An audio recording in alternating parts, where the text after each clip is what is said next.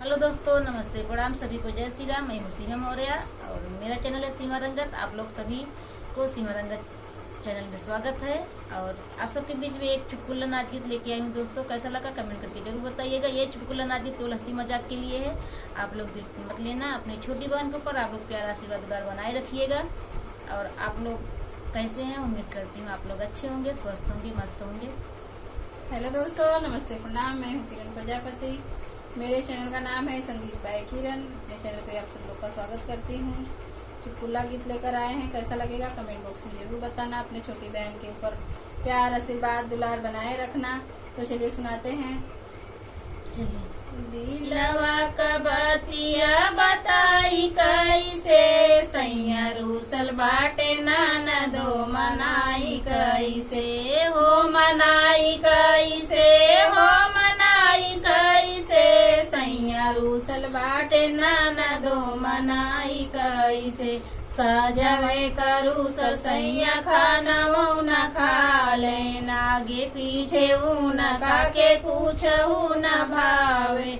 हाथवा में चूड़िया न बजाई कैसे, सैया रूसल बाटे नाना दो मनाई कैसे, सैया रूसल बाटे नाना दो मनाई कैसे।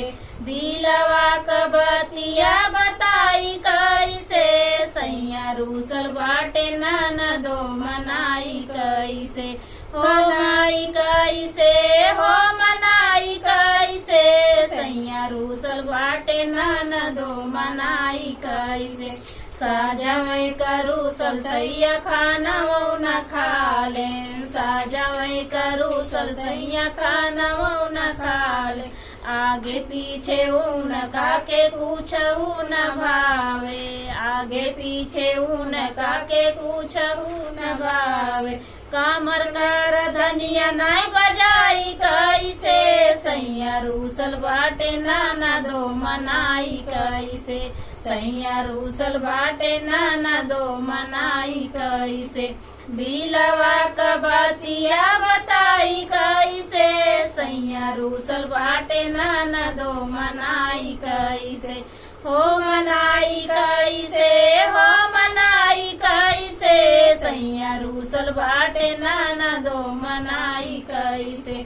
सजवे का सैया, सजवे करूसल सैया खाना न खा ले, सजवे करूसल सैया खाना न खा ले, आगे पीछे उनका के कुछ न भावे, आगे पीछे उनका के कुछ न भावे।